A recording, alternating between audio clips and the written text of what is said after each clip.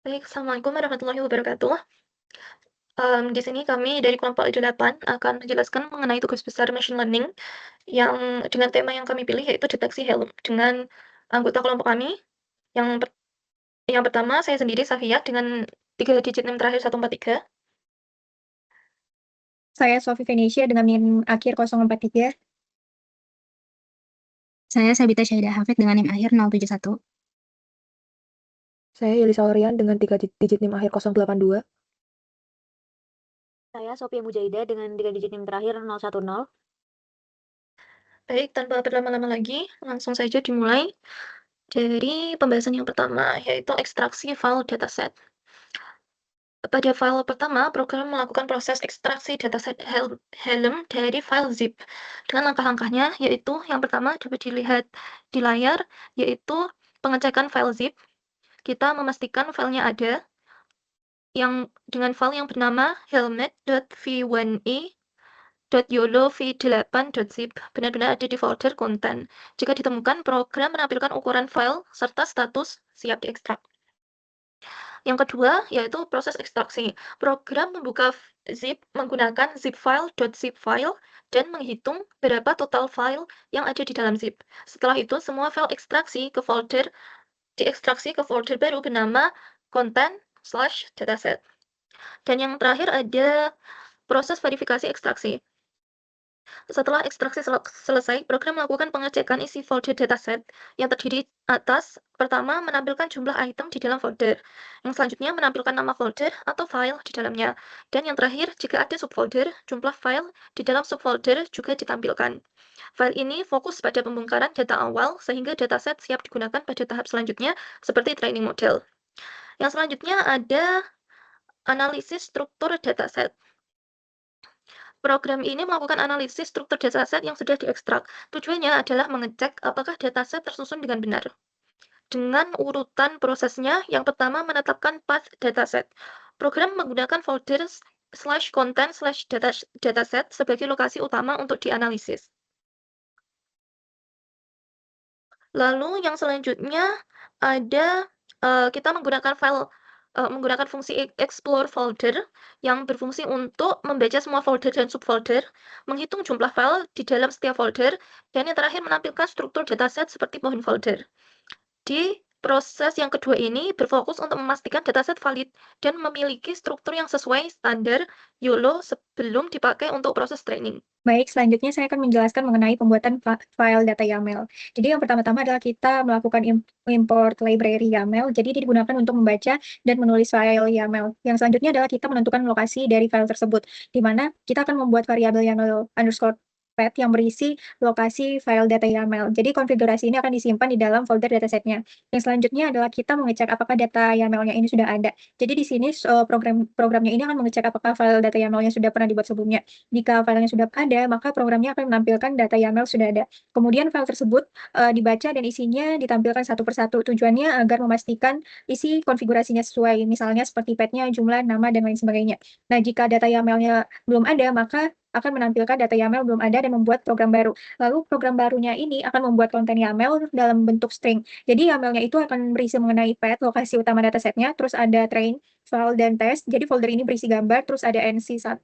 Jadi hanya ada satu kelas, yang selanjutnya itu ada nama kelas, dan ada deskripsinya. Yang terakhir itu adalah program akan menampilkan pesan bahwa datasetnya sudah siap digunakan untuk training YOLO V8. Jadi ini akan melakukan print dataset siap untuk training. Selanjutnya dengan adanya file data YAML ini, proses trainingnya akan berjalan tanpa error. Jadi karena YOLO-nya sudah mengetahui dengan pasti lokasi, jumlah, dan nama dari kelasnya ini akan lebih mudah masuk ke tahap training model. Baik, selanjutnya adalah mengecek lokasi dataset. Kode ini digunakan untuk mencari lokasi dataset yang telah kita upload di dalam Google Colab dan mengeceknya apakah sudah terupload dengan benar. Jadi di sini di-print semua isi folder dari konten, lalu kemudian mencari file zip yang merupakan dataset YOLO kita. Lalu untuk hasilnya akan menampilkan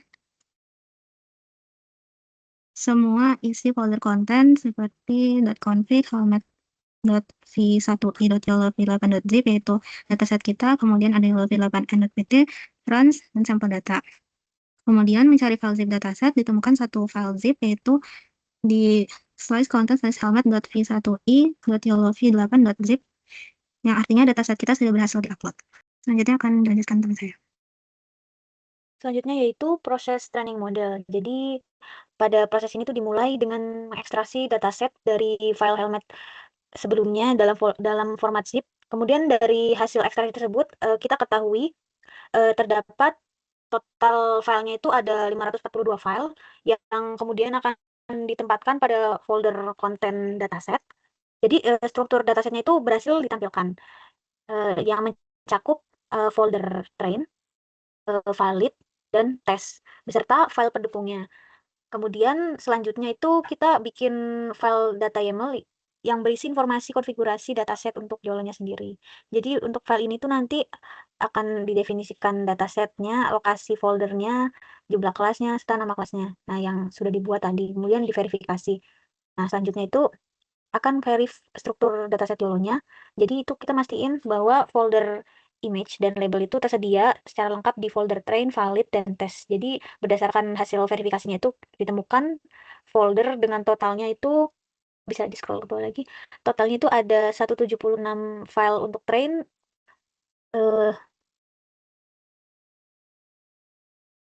dengan totalnya itu ada 176 file untuk trainnya, terus ada 44 file valid dan 45 file tes. Untuk tahapan utamanya yaitu kita menggunakan training model untuk YOLO V8N menggunakan konfigurasi ini karena dinilai prosesnya itu lebih cepat. Jadi pada proses training ini tuh dilakukan selama 30 epoch dengan menggunakan ukuran gambar 640 dengan batch size-nya 16. Jadi selain itu tuh proses ini tuh diselesaikan dalam beberapa menit ya, sangat cepat. Kemudian setelah melakukan training itu model itu akan mempelajari visual dari helm sendiri dari pengendara motor.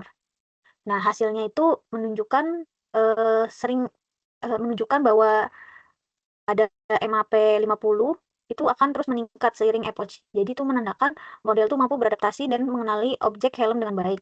Kemudian setelah proses training selesai, sistem itu akan otomatis nyimpan model terbaik pada folder itu, run detect helm final. Nah, kemudian model inilah tuh nantinya yang akan digunakan untuk melakukan deteksi helm pengendara motor pada gambar maupun video. Baik, selanjutnya saya akan menjelaskan mengenai testing model. Jadi di bagian ini kelompok kami itu akan menggunakan model yang tadi sudah di-training dan didapatkan model terbaik yang siap untuk di-testing. Pertama kita akan menginstal dulu tools yang kami gunakan, yaitu untuk meload model. Di situ ada vehicle model YOLO, helmet model. Jadi bagian ini tuh memastikan bahwa file-file itu valid sebelum diproses. Code-nya ini memuat 2 model yang digunakan untuk mendeteksi. Nah, kemudian selanjutnya kita itu mengambil 5 sampel frames, di mana sistem itu tidak menganalisis keseluruhan, tapi mengambil 5 titik penting, sehingga tujuannya hanya untuk melihat pola lalu lintas secara cepat.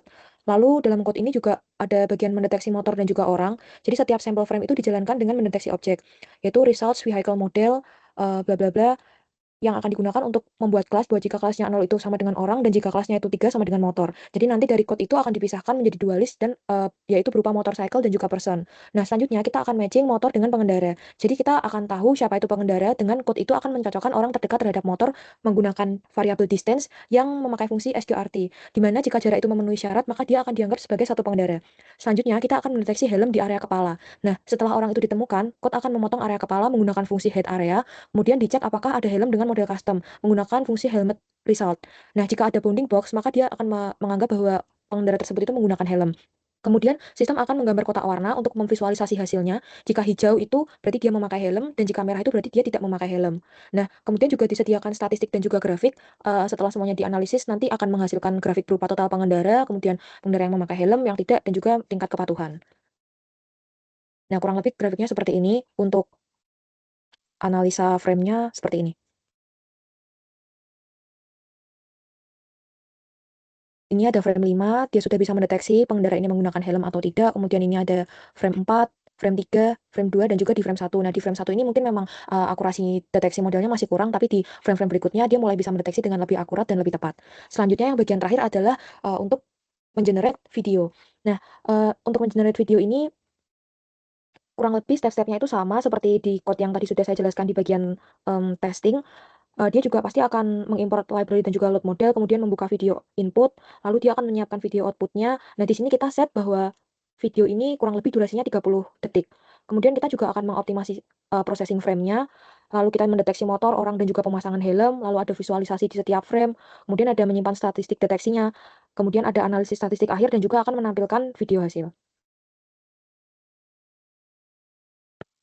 Mungkin untuk video hasilnya nanti bisa disertakan di akhir video.